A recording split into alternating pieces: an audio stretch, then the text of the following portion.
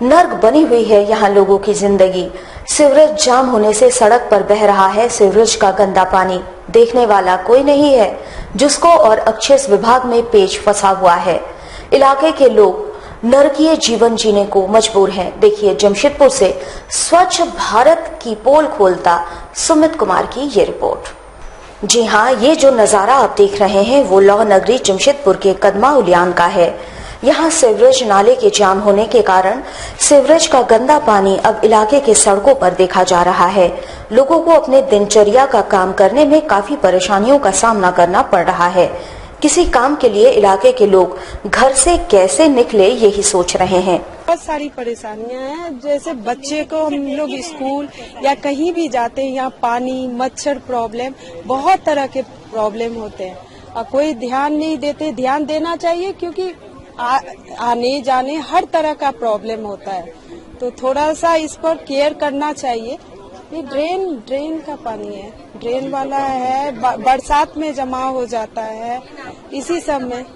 ये देखिए, मैं गणेश वाटिका में रहती हूँ और ये सामने गंदी नाली का पानी यहाँ इतना जमा हो जा रहा है, जो कि अभी बरसात भी नहीं तब ये स्थिति है। और बरसात में तो हम लोग यहाँ चल भी नहीं सकते हैं।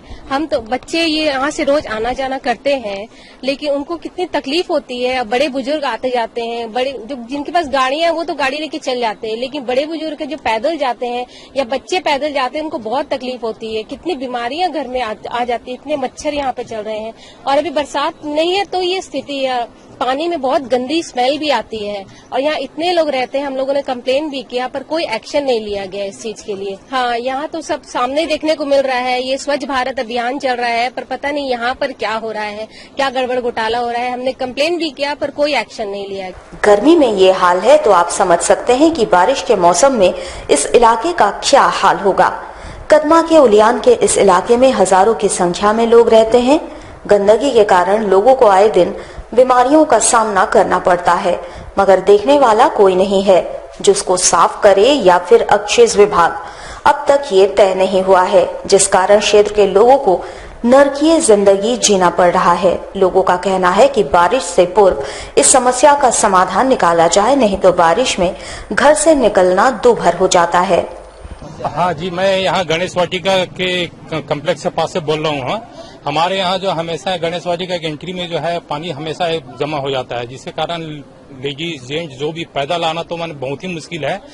लोग कार में भी जाते हैं, स्कूटर में जाते हैं तो पानी बगल से पार नहीं हो पाता। कोई इस तरह से यहाँ पोजीशन है। यहाँ ये हम लोग कई बार कंप्लेन किए, जेएनएसी में बोला गया है, बस्ती विकास समिति वाला को बोला गया, हम लोग ज्वाइंट एप्लीकेशन भी कई बार दिए हैं, लेकिन अभी तक कोई ऐसा इफेक्टिव प्रोसेस नहीं हुआ यहाँ पर है।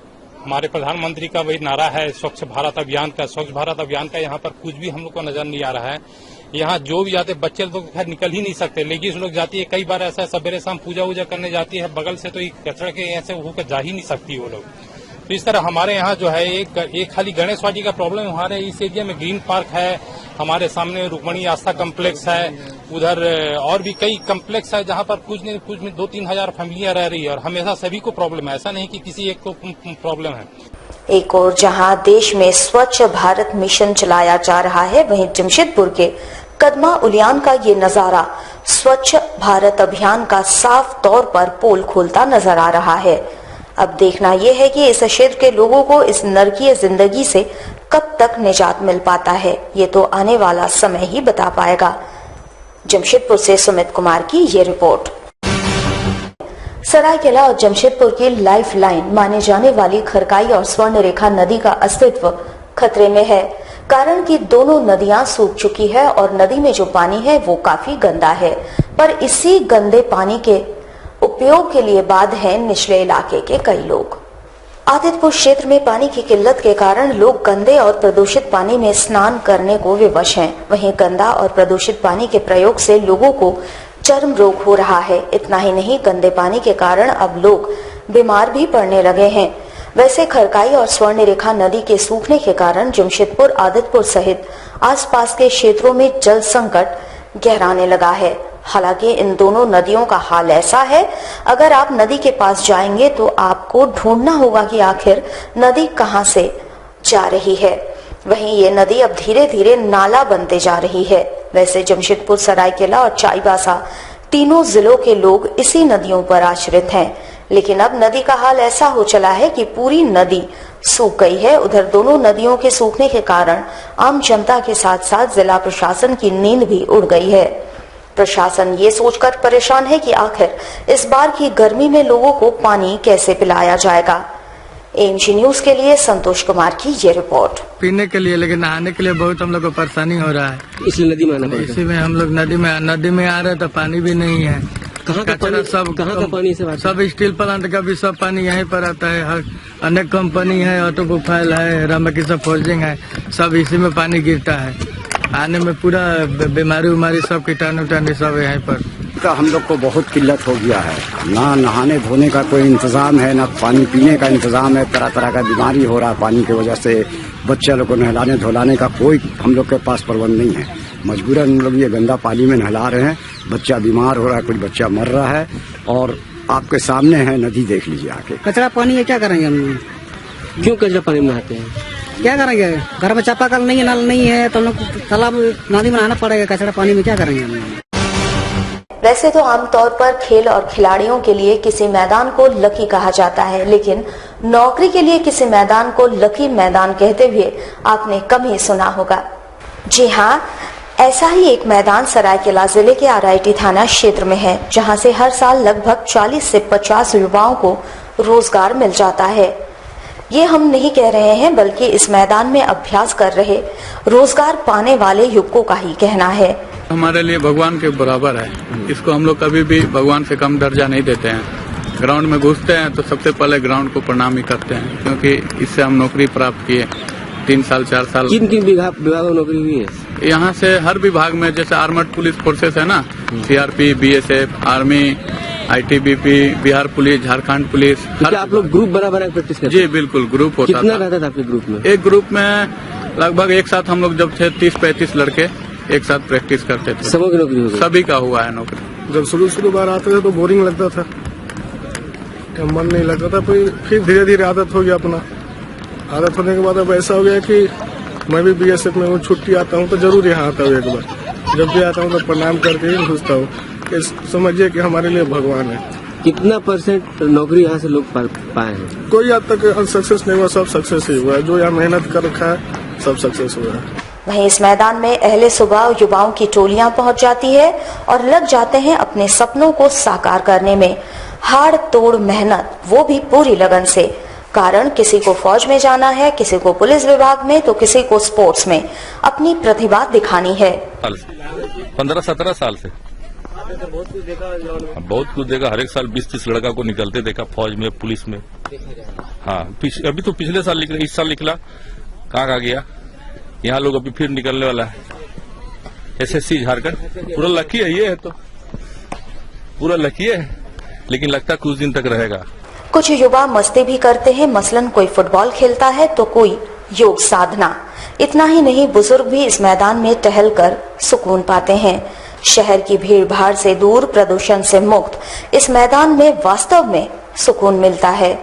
मगर अब ये मैदान आम लोगों के लिए बंद कर दिया जाएगा। जी हाँ, एनआईटी कॉलेज प्रबंधन इस मैदान की घेराबंदी में जोर शोर से जुटा हुआ है। वैसे ये मैदान एनआईटी की ही संपत्ति है। वहीं कुछ लोगों का मानना है कि एनआईटी प्रबंधन सुबह के वक्त इस मैदान में अभ्यास करने की अनुमति प्रदान कर दे। इतना ही नहीं, इसके लिए वे शुल्क भी चुकाने को तैयार है। अब देखना होगा कि क्या एनआईटी प्रबंधन इन युवाओं के लिए ऐसा करती है या नहीं। अगर ऐसा नहीं होता है तो लकी मैदान इतिहास के पन्नों पर ही दर्ज होकर रह जाएगा। तो इसमें अच्छे बच्चे लोग जो सुबह शाम यहाँ पर प्रैक्टिस कर रहे थे अभी भी, और पहले से भी कर रहे थे, तो यहाँ अगर ये ग्राउंड बंद हो जाता है तो खेलने के लिए कोई जगह ही नहीं बचेगा। और एनआईटी का सपोर्ट अगर नहीं रहा या एनआईटी कोई मैदान अगर नहीं दिया तो यहाँ और अगल बगल कहीं और ऐसा मैदान है नहीं, और भविष्य के लिए भी बहुत दिक्कत होगा। और ना ही और एनआईटी इसको रोकने का प्रयास शुरू से कर रहा है। और यहाँ बाहरी जितना भी आ रहे हैं बाहर से एनआईटी के स्टूडेंट के अलावा बाकी सबको यहाँ प्रवेश बंद कर देगा। इसके बाद हम लोग को बहुत दिक्कत होगा। सरायकेला जिले को अपराध मुक्त बनाने के लिए जिले के एसपी ने सभी थाना प्रभारियों को अपराधियों की सूची बनाकर रिकॉर्ड में रखने का निर्देश दे दिया है। सरायकेला जिले को अपराध मुक्त बनाने की योजना जिले के एसपी राकेश बंसल बना रहे हैं। इसके तहत जिले के अपराधियों की सूची तथा उनकी गतिविधियों पर नजर रखने का फरमान पुलिस पदाधिकारियों को दे दी गई है। वांटेड क्रिमिनल्स की सूची तैयार कर थाने में रिकॉर्ड के तहत रखने का फरमान भी जारी कर दिया गया है।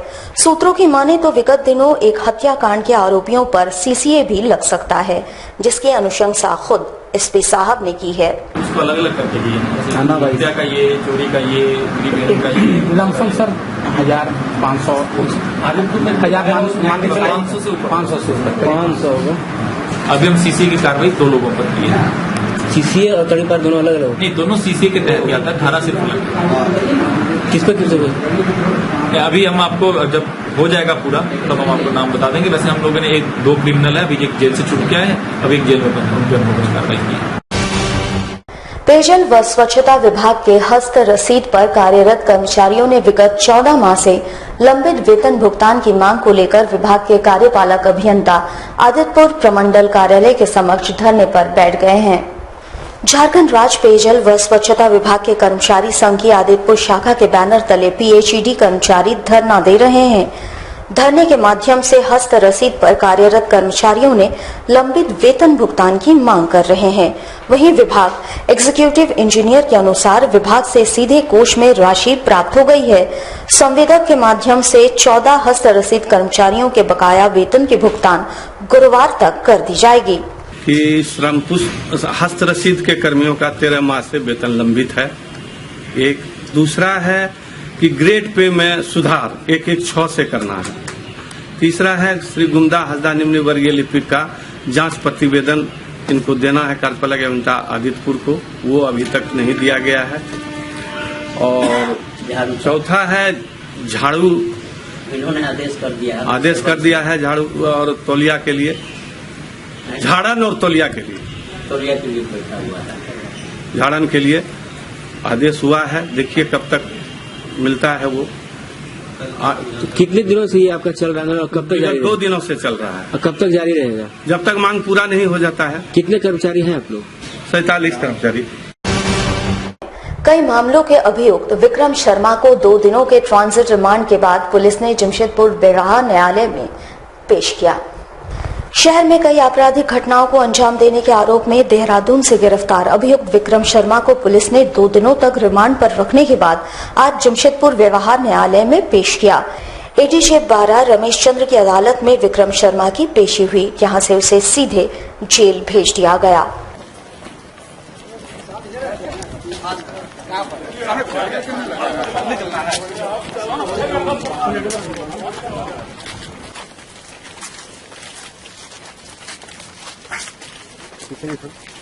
गाड़ी कहाँ अपना?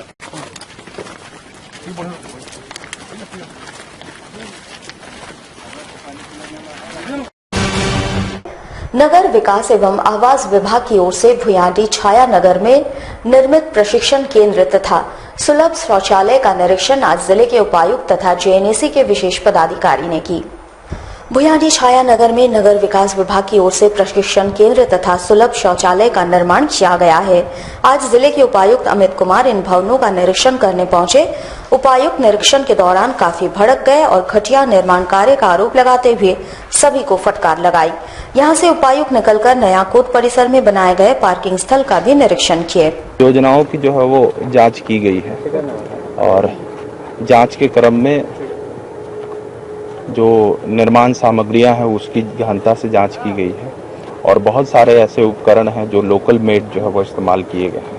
ऐसी स्थिति में संवेदकों पर जो है वो कार्रवाई के निर्देश जो है दिए गए। सर छाया नगर में आपने कहा कि एफआईआर भी करो। बिल्कुल बिल्कुल, वैसे तमाम संवेदकों को जो कि गलत तरीके का कार्य कर रहे हैं और गुणवत्ता विहीन जो है वो सामग्रियों का उपयोग कर रहे हैं निर्माण कार्य में, वैसे तमाम संवेदकों के खिलाफ कार्रवाई होगी और वही मामला जो है वो वहां पर छाया नगर वाले मामले में जो है वो हुआ है।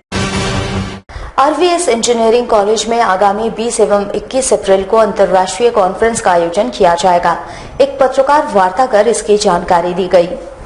आरवीएस इंजीनियरिंग कॉलेज में आगामी 20 एवं 21 अप्रैल को अंतर्राष्ट्रीय कॉन्फ्रेंस का आयोजन किया जाएगा। कॉन्फ्रेंस में छात्रों को पढ़ाई के साथ साथ पर्सनैलिटी डेवलपमेंट के संबंध में जानकारी दी जाएगी, क्योंकि किसी भी मल्टीनेशनल कंपनी को स्मार्ट एटीट्यूड का कैंडिडेट ही चाहिए होता है। इस पर विचार मंथन भी किया जाएगा। इंटरनेशनल कॉन्फ्रेंस किया जा रहा है कि खासकर हमारे बच्चों के एजुकेशन के लेवल को बढ़ाने के लिए, उसके स्तर को बढ़ाने के लिए किया जा रहा है, ताकि recent trends in computer technology, इस लाइन में वर्ल्ड वाइड किस टेक्नोलॉजी पे काम चल रहा है, नए ट्रेंड्स क्या क्या है, हम किस तरह के प्रोडक्ट्स को हम बना सकते हैं। तो उसमें जितने प्रबुद्ध लोग हैं, नेशनल इंटरनेशनल में ख्याति प्राप्त लोग हैं, वो यहाँ पर आ रहे हैं। उनसे हमारे बच्चों को मिलने का मौका मिलेगा, उनको सुनने का मौका मिलेगा कि आखिर अब किन चीज़ों पर उन्हें काम करना चाहिए।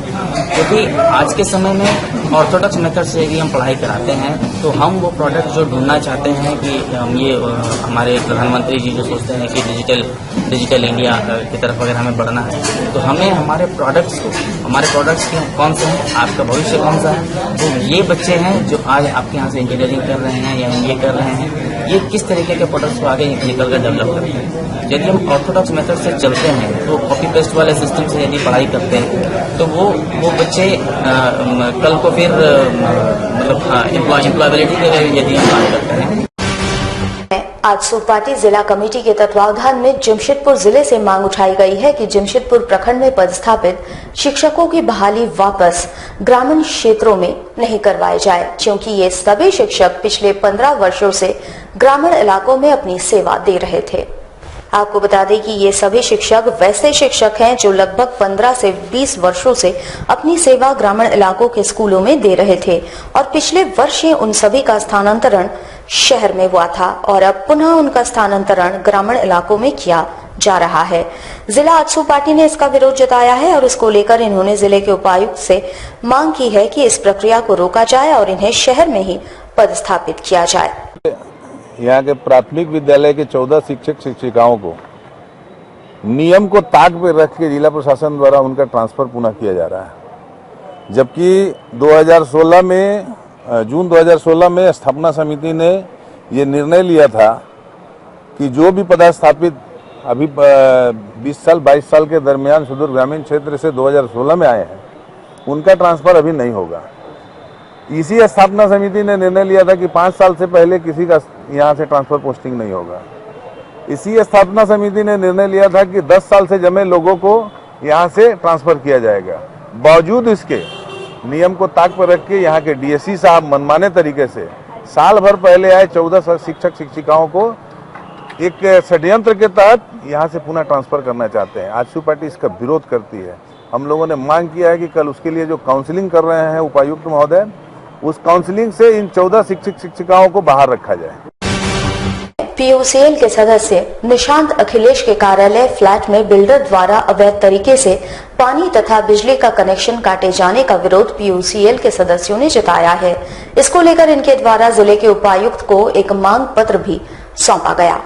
बताया जाता है कि निशांत अखिलेश ने शशांक निधि कंस्ट्रक्शन के मालिक रंजित मिश्रा से एक फ्लैट खरीदा था, जिस पर वर्तमान समय में PUCL का कार्यालय है और उसके बाद बिल्डर द्वारा फ्लैट में अवैध कब्जा जमाने की कोशिश की जाने लगी, जिस पर लिखित शिकायत भी थाने में दी गई। इस लिखित शिकायत के बाद बिल्डर ने आक्रोशित होकर फ्लैट में तोड़फोड़ की और अवैध तरीके से पानी व बिजली के कनेक्शन पर रोक लगा दी, जिसके बाद निशांत द्वारा दोबारा FIR दर्ज करने का प्रयास किया गया, परंतु स्थानीय बिष्टुपुर थाने में FIR लेने से मना कर दिया गया, जिसके विरोध में PUCL के सदस्यों ने जिले के उपायुक्त तथा SSP को शिकायत पत्र सौंपा तथा इस दिशा में कार्रवाई करने की मांग की। बिल का हम लोग बोलते हैं कि बिल का है तो बिल भी नहीं दे रहा और हम लोग उसको बोले कि बिल दो तो हम लोग इसको पैसा देंगे। तो जिसका उन्होंने ना बिल दे रहा ना पैसा, लाइन और बिजली पानी दोनों मुहैया कराया, जेस्को के पास गए, जबकि वो कानूनी तौर पे जेस्को का ही अधीन है। बिल्डर का जब हम फ्लैट खरीद लिए तो कॉमन एरिया और फ्लैट का मालिक एक ओनर इंडिविजुअल हो जाता है। तो अवैध तरीका से बिजली पानी 2 महीने से काटा हुआ और 3 बार FIR भी हुआ। बिष्टुपुर थाना में गए थे, बिष्टुपुर थाना में FIR नहीं लिखी है, फिर भी हम लोग कोरियर के थ्रू उसको एक ही FIR की है और उसका केस है और उसी के सिलसिले में हम लोग अभी DC महोदय और SSP महोदय को हम लोग ज्ञापन सौंपने के लिए हमारे साथ लगातार जुड़े रहने के लिए आप हमें YouTube पर जरूर सब्सक्राइब करें।